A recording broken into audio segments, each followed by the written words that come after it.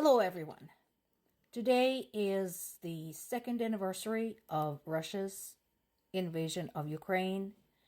And while Ukraine has done remarkable things in stopping the invasion, obviously we are far from done.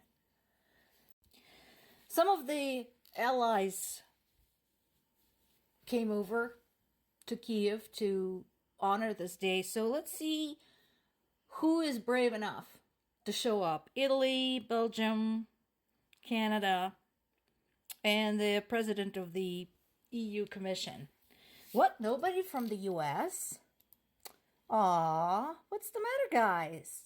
I think there should be like a massive Republican delegation, show up, considering they feel so qualified to make decisions about this war.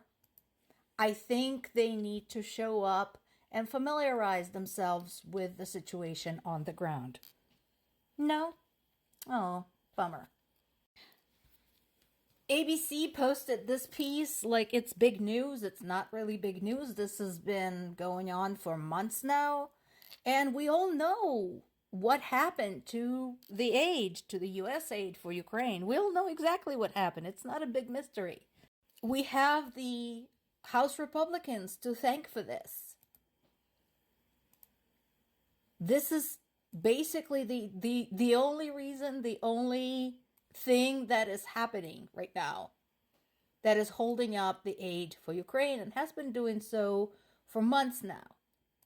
Now, whether we're going to make progress now, that there's been like a big global outcry, we'll have to see. Because sadly, as of right now, these people don't seem to care about anything but holding on to power. So that's where we stand today. And just to remind people what it's costing people of Ukraine to protect the world against Putin.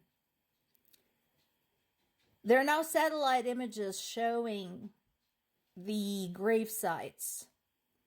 And obviously we have the numbers that show how many people were lost in Ukraine during this war. Civilian and army. Now, some sources estimate the losses on both sides at 500,000. No, that's low. I'm sorry. First of all, Russians lost 500,000 just at Avdiivka in 4 months. So total for Russia has got to be much higher. But that doesn't mean that Ukraine is also not paying the toll. And then, of course, there's the impact to the family. It's not just those that were killed. It's those that have to live in these conditions. Among other things, of course, there's the kidnapping of 11,000 children that we know of. And there's other people missing. This particular article is in Associated Press, and it talks about just one woman.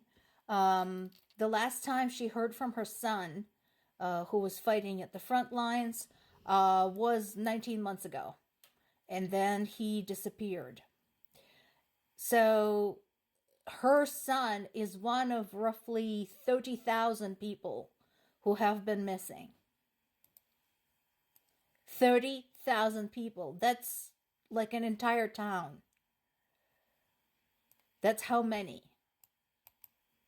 I invite anybody out there to imagine if it was your child, your spouse, your sibling. If this happened to you, what would it be like for you? What would it be like to never know where they were, how they were being treated, what was happening to them? Imagine what it's like, and that is reality for tens of thousands of Ukrainian families.